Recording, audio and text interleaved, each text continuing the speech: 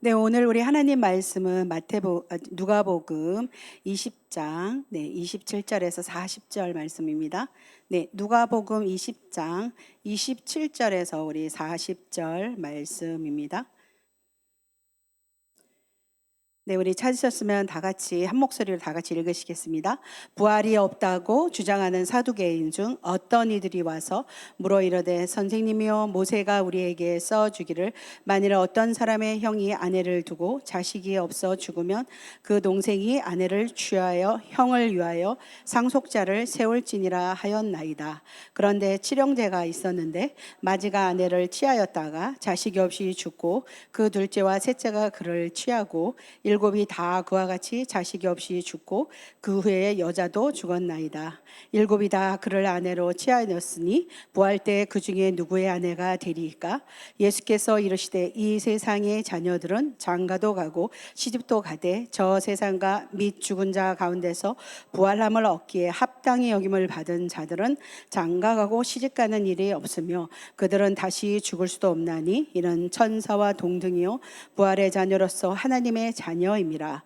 죽은 자가 살아난다는 것은 모세도 가시나무 떨기에 가나안 그래서 주를 아브라함의 하나님이요 이삭의 하나님이요 야곱의 하나님이시라 청하였나니 하나님은 죽은 자의 하나님이 아니요 살아있는 자의 하나님이시라.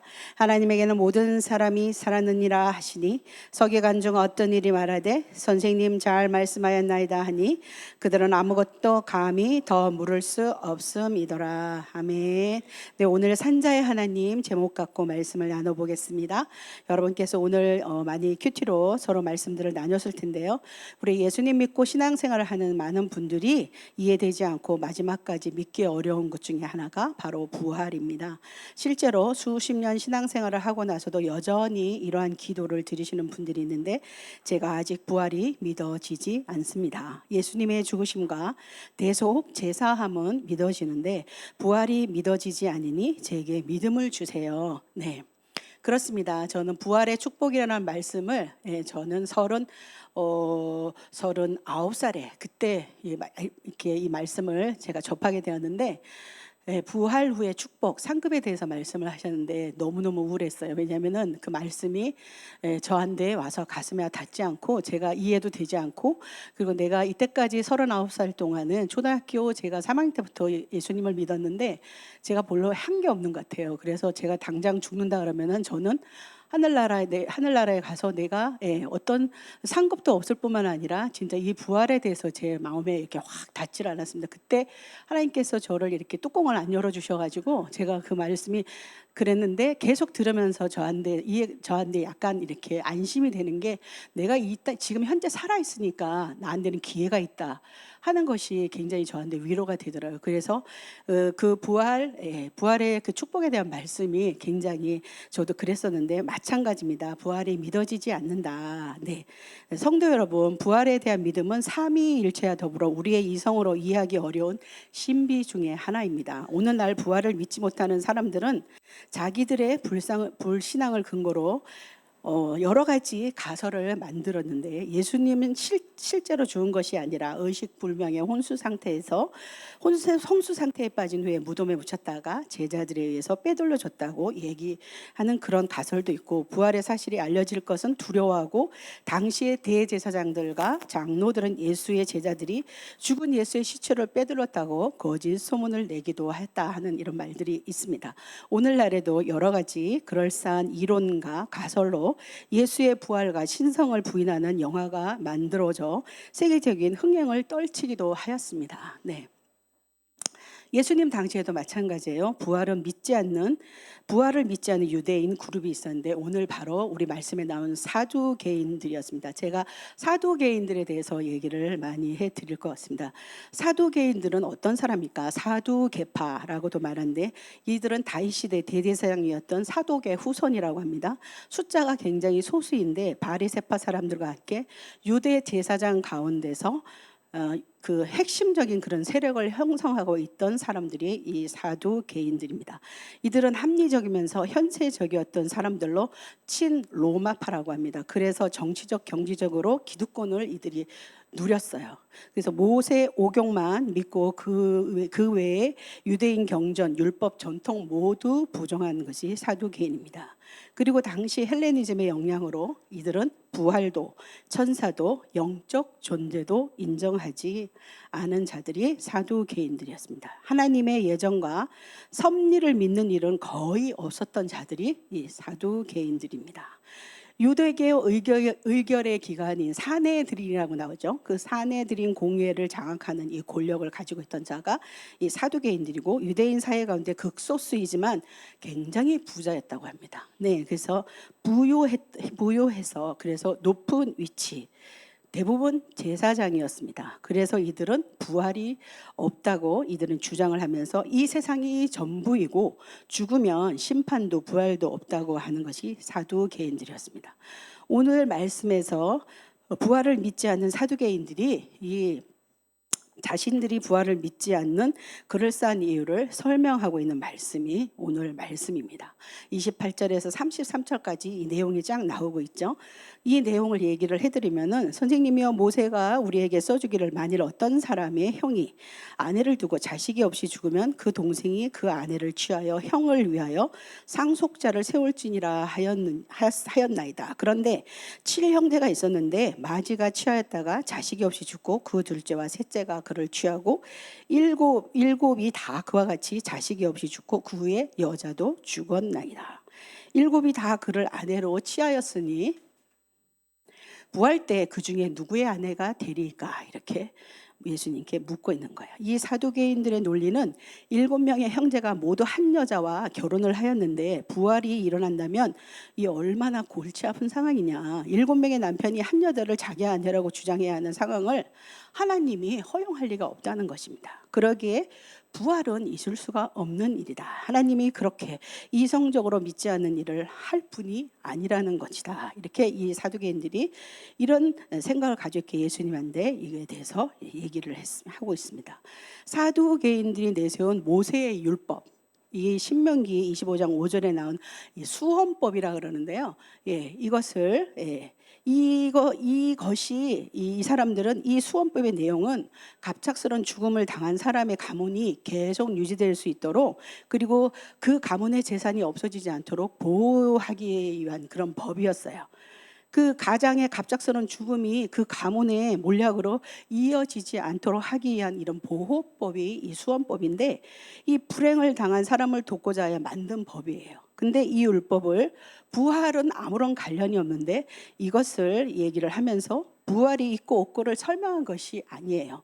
그리고 가문의 보존과 유지를 위한 율법인데 사두개인들이 이 율법을 근거로 하나님을 그렇게 어리석은 그런 비합리적인 하나님이 아니기 때문에 부활은 존재하지 않는다고 이렇게 이 말씀을 내세우면서 이제 예수님께 이제 얘기를 하고 있는 것입니다. 한 여자를 두고 7명의 남편이 내 아내라고 주장하는 상황, 그런 상황은 벌어지지 않아야 되고, 그래서 부활은 없다 하면서 사두개인들이 주장하는 것입니다. 이 사두개인들은 또 왜 모세 오경만 믿느냐? 구약 성경 모두를 하나님 말씀으로 받아들이지 않았어요. 모세 오경만 믿었습니다. 가장 큰 이유는 이 사람들은 현실과 타협을 했어요. 이 굉장히 지배계급으로서 로마 정부에 협력하고 자기들의 권력과 부를 유지하기 위해 이 사람들은 이 현실과 타협을 하는데요. 이 현실의 유익을 최대한을 얻기 위해서 이 사람들은 믿음을, 실제로 사실은 하나님을 믿지 않은 거예요. 그래서 이 사람들은 믿음을 버리기로 작정했으며, 현실과 이 믿음의 이 차이를 생각을 해볼 때 이 사두개인들은 이 타협하는 그런 자들이었기 때문에 하나님에 대해서는 결국은 이 사람들은 믿음이 없는 사람이다 이렇게 말하고 있습니다. 근데 오늘날 우리들에게도 현실과 믿음의 차이를 한번 우리 모두에게도 있다는 것입니다. 하나님께서 살아계심을 믿는다면서 정말 믿는 사람처럼 살고 있는가 하는 그런 질문에는 굉장히 머뭇거리게 되는 그런 상황이 많습니다.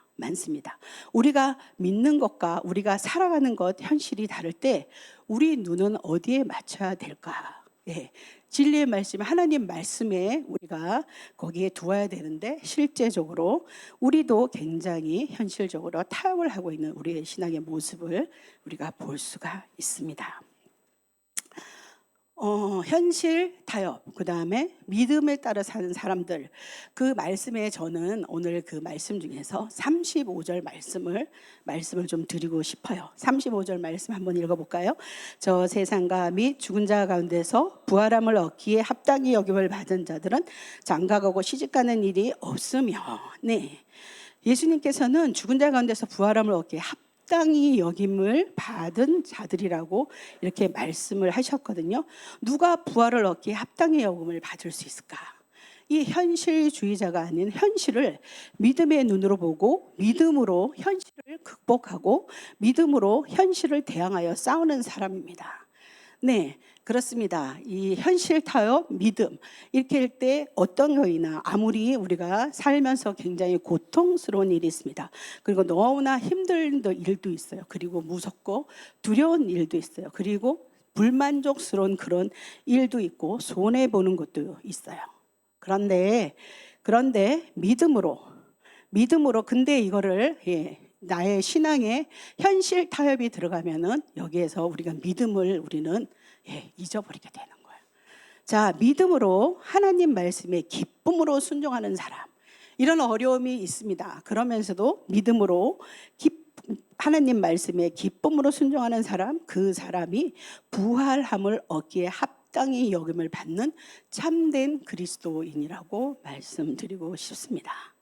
네, 그러면서 그 마지막 말씀에 뭐냐면은 서기관 얘기가 나오죠. 서기관들은 더 이상 아무것도 더 물을 수 없음이더라 이렇게 말씀을 했거든요. 그들은 그 말씀에 순종하였냐? 실제적으로는 아니라는 거예요. 죄인은 진리가 무엇인지 몰라서 진리를 거부하는 것이 아니에요. 진리를 알면서도 어떻게 해요? 그것이 싫어서 거절합니다. 그리스도인들은 자기를 부인하고 자기 십자가를 져야 되는데 실제로는 정말 아는데 싫어서 그걸 너무 그렇게 예수 믿으려 그러니까 너무 제약받는 게 너무너무 많고, 그리고 그 말씀대로 살려 그러니까 이게 진짜 쉬운 일은 아니라는 거예요. 자기를 부인한다.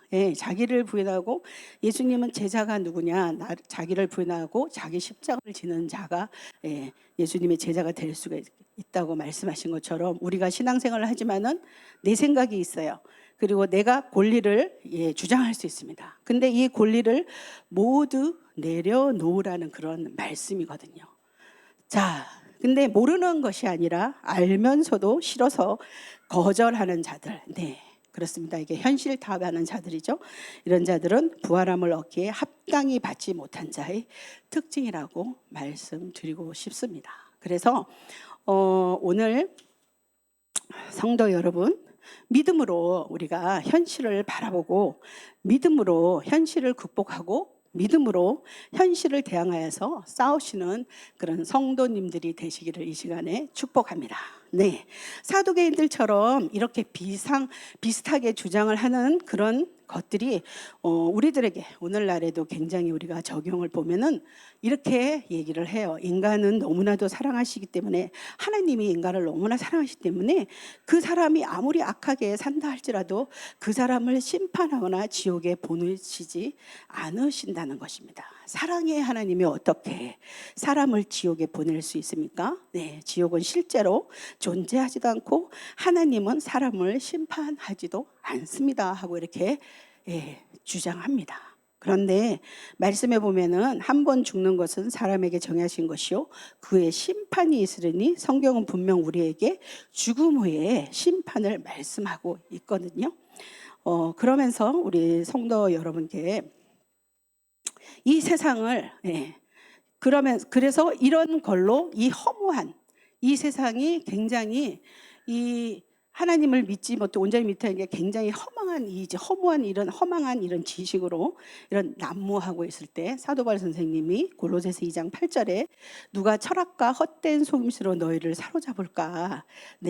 주의하라. 이것은 사람의 전통과 세상의 초등학문을 따르며 그리스도를 따름이 아니니라. 그래서 사도 바울 선생님이 골로새 교인들에게 이렇게 얘기했거든요. 또 골로새서 2장 4절에 내가 이것을 말하면 아무도 교묘한 말로 너희를 속이지 못하게 하려 함이니 이 성의 어리석은 잣대로 하나님의 말씀을 난도질을 하는 것이 지혜인 양 얘기하는 이 시대에 우리가 살고 있고, 예수님 시대에도 이 사두개인들이 이렇게 했다는 거죠. 그러면서 이 세상을 헛된 속이시다, 헛된 철학이 난무하고 있다고 사도 바울 선생님이 말씀으로 이렇게 했습니다. 그래서 이 시대 사두개인들은 예수님 당시에 이런 헛된 속임수로 사람을 깨려고 하는 자들이 바로 누구였냐면은 사두개인들이 있습니다. 오늘 말씀에도 예수님조차도 어떻게 속이려고 오늘 말씀에 논쟁했던 그런 사람들이 바로 사두개인이었습니다. 네, 우리 성도 여러분 38장 38절 우리 한번 읽어보시겠습니다. 하나님은 죽은 자의 하나님이 아니요 살아있는 자의 하나님이시라. 하나님에게는 모든 사람이 살았느니라 하시니. 네, 그렇습니다. 예수님은 이 악한 계계의 진리의 말씀을 오늘 말씀을 선포하셨어요. 사두개인들이 이렇게 이렇게 얘기를 이렇게 할 때 하나님은 죽은 자의 하나님이 아니요 살아있는 자의 하나님이시라. 하나님에게는 모든 사람이 살았느니라. 그들이 죽었다고 여기는 아브라함이 하나님 품에 안겼고 이삭이 하나님 나라에 살아있고 죽은 자의 무덤에 있다고 생각하는 야곱이 하나님과 교제하고 있다는 사실입니다. 이 요한복음 5장 24절 말씀에 내가 진실로 너에게 이르노니 내 말을 듣고 또 나 보내신 이를 믿는 자는 영생을 얻었고 심판에 이르지 않았느니 사망에서 생명으로 옮겼느니라. 아브라함, 이삭, 야곱 모두 지금 살아계신 하나님과 함께 기쁨과 안식을 누리고 있는데 사두개인은 죽은 자의 무덤만 바라보고 있는 것이다. 네. 산자의 하나님, 여러분이 기도할 때 살아계신 하나님 이렇게 말씀하시죠? 여러분 진짜 마음속으로 정말 믿으십니까? 살아계신 하나님, 제가 살짝 제 경험을 한번 살짝 말씀드린데, 이게 사실 그럴 줄 모르는데, 저희가 전도를 하는데 이 교회에 아무리 2층이라고 우리 고향께 얘기해도 좀 그래요. 근데 이게 좀 됐어요. 근데 마음속에 또 목사님께서도 좀 고민을 하시고 계시면서 방법을 어떻게 좀 생각을 해보면 안 될까요? 막 이렇게 하면서 그래서 사실 국수를 그 전을 불 때 사실 저 요 위에 와서 저 전 부치기도 하고 그랬거든요. 근데 요 밑에 내려갔을 때 살 때 좀 약간 분위기가 되게 좋아요. 분위기가 되게 좋고 사람들이 훨씬 더 많이 모이고 저희들이 전도할 때는 훨씬 더 좀 이렇게 굉장히 했는데, 실제적으로 그들의 반응이 볼 때, 반응을 이렇게 할 때 우리들한테 약간 조금 우울함을 주는, 그런데 이 또 악한 것이 우리들의 전도를 방해하는 게 아닌가 이런 생각인데, 제가 금요일 날에 기도 시간에 제가 기도를 했어요. 하나님, 살아계신 하나님, 이게 내가 고민이 된다. 이거 어떻게 방법 해결할 수 없을까요? 제가 그러면 하나님 방법 좀 얘기해 주세요. 우리 그러면 팀원들한테 톡에다가 뭐 어떻게 하면 좋을까요? 좋은 방법이 있으면 얘기 좀 이렇게 할까요? 어떻게 할까요? 하나님, 이거를 좀 이렇게 벗어날 수 있는 방법이 뭘까요? 하나님 좀 지혜를 주세요. 전략을 주세요.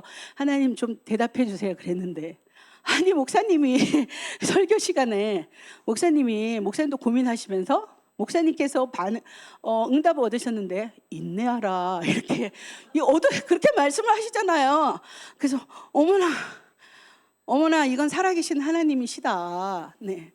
아주 그냥 어떻게 보면은 저희한테는 사실 큰 문제입니다. 제가 이끄는 입장에 봤을 때는 이게 굉장히 사실은 고민되는 그런 문제인데, 하나님께서 목사님을 통해서 제가 바로 금성 시작하면서 제가 기도를 했거든요. 근데 저의 기도를 들으신 거예요. 그러면서 설교를 통해서 뭐예요? 목사님이 응답받으셨잖아요. 인내하라.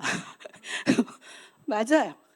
네. 이때까지 우리가 수십 년 동안 우리가 20몇 년 넘는 세월에 우리가 인내했는데, 네. 인내하라. 네. 그 말씀에 제가 그러면서 이게 하나님의 응답이시다. 역시 살아계신 하나님. 나의 작은 신음에도 응답하시는 하나님.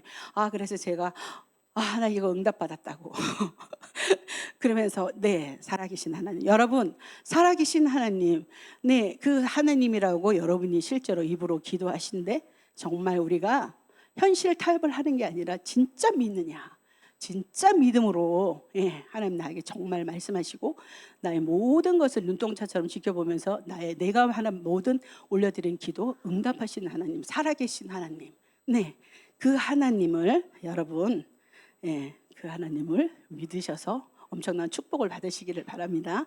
네, 우리는 성도 죽은 자 가운데서 역사하셨던 하나님만을 믿는 것이 아니고 오늘도 살아있는 사람 가운데서 역사하신 하나님을 믿는 것입니다.